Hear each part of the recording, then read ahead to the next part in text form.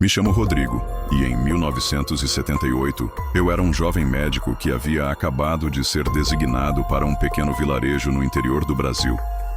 Cresci em meio às luzes e ao ritmo frenético da cidade grande, onde tudo podia ser explicado com lógica e ciência.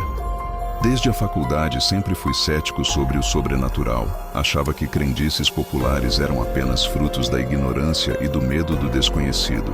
Meu trabalho sempre foi focado na medicina, no que era concreto e verificável. E era com esse pensamento que eu pisava naquela terra esquecida pelo tempo. Os primeiros dias foram tranquilos. A rotina da clínica era previsível. Febres, cortes, picadas de insetos e alguns casos mais sérios de infecção. O vilarejo era pequeno, rodeado por matas densas, onde a noite se fazia mais escura do que eu jamais havia visto antes. As pessoas eram simples, desconfiadas, mas educadas. Aos poucos, fui ganhando a confiança de alguns moradores e ouvindo suas histórias sobre a região. Certa noite, enquanto tomava café na vendinha do seu Arlindo, comecei a notar que os moradores evitavam ficar na rua depois do anoitecer. Era uma atitude curiosa, mas eu não dei muita importância. Foi então que um dos mais velhos, o seu Damião, olhou para mim com uma expressão séria e soltou a pergunta que fez os outros se calarem. Doutor, o senhor já viu um lobisomem? Soltei um riso nasalado. Ora, seu Damião, essas coisas só existem em histórias para assustar criança. O que o senhor viu foi algum cachorro grande ou um lobo perdido na mata. Mas ele não riu. Nenhum deles riu. Pelo contrário, trocaram olhares carregados de preocupação. O senhor é doutor da cidade, né? Não acredita nessas coisas. E eu respeito isso como respeito o senhor. Mas a gente que mora aqui sabe que tem coisa que não se explica. Outros começaram a contar relatos. Falaram de pegadas enormes no chão, de terra, uivos medonhos que vinham da mata, galinhas e cabritos estraçalhados nas madrugadas. Um rapaz garantiu que viu uma criatura de quase 2 metros de altura, coberta de pelos, olhos brilhando no escuro. Para mim, aquilo não passava da histeria coletiva. Falei que deviam procurar um bicho de verdade, um jaguar, um lobo-guará talvez, e não um monstro de fábula. A conversa não rendeu mais. O clima ficou pesado. Fui para casa e me deitei, sem dar mais atenção àquelas histórias. Até que, naquela noite, ouvi algo. Um uivo. Primeiro baixo, distante, mas depois mais alto, mais próximo. O som atravessou a noite como uma navalha. O coração acelerou, mas logo me tranquilizei.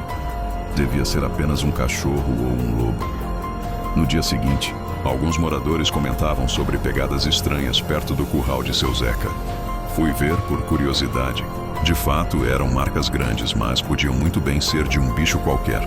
Continuei ignorando o assunto, até que a noite seguinte chegou. Era tarde e eu estava revendo anotações quando ouvi um barulho do lado de fora. Um som de algo roçando na parede de madeira da minha casa. Levantei-me devagar e, ao olhar pela janela, vi uma sombra. Uma forma grande e curvada, como se estivesse farejando o ar. Meu coração disparou. Tentei me convencer de que era um erro de perspectiva, um jogo de luz e escuridão. Mas então, a coisa se mexeu. Ela virou o rosto na minha direção e eu vi 2 olhos brilhantes, amarelados, cravados em mim. Uma cabeça lupina sobre um corpo descomunalmente alto, musculoso, coberto de pelos desgrenhados. Minhas mãos tremiam. Eu não conseguia respirar direito. Quando a criatura abriu a boca e mostrou presas afiadas, um rosnado grave preencheu a noite. Não era um lobo, não era um cachorro. Aquilo era algo diferente, algo saído de um pesadelo. Antes que eu pudesse reagir, o monstro se lançou contra a porta. Aquilo era forte, parecia até um touro. Com um estrondo, a madeira rangeu, quase cedendo.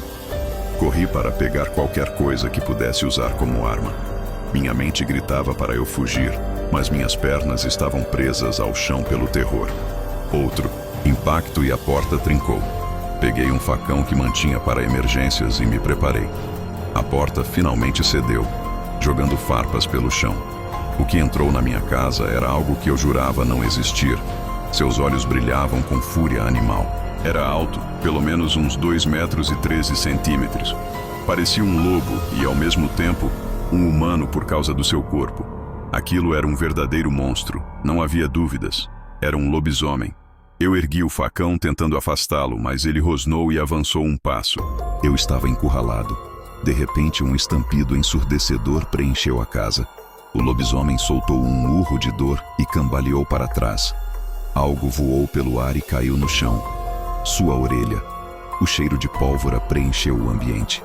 Quando olhei para a porta, vi alguns moradores armados com espingardas. Seus rostos estavam pálidos, mas suas mãos firmes. A criatura olhou para mim e depois para eles. Seus olhos expressavam algo que eu não sabia dizer, se era raiva ou medo. Antes que pudessem atirar de novo, ele soltou um grunhido feroz e correu em direção à janela. Com um único salto, atravessou o vidro em uma chuva de estilhaços, desaparecendo na escuridão da mata. A respiração dos homens estava pesada. A minha também. Foi ali, naquela noite, que deixei de ser cético. A razão e a lógica haviam sido despedaçadas como aquele vidro. Eu nunca mais fui o mesmo. Hoje, após tantos anos, lembro daquela noite. Sempre que a lua cheia brilha no céu, eu lembro daqueles olhos, daquelas garras e daqueles dentes. E sei que, se não fosse pelos moradores, só um facão de corta-mato não ia ser o suficiente. Eu provavelmente teria morrido. Bom, isso fica de lição. Não importa se você é cético, crente, ateu ou qualquer coisa, você nunca deve duvidar do desconhecido, pois sempre temos que lembrar: há mais coisas entre o céu e a terra do que podemos imaginar.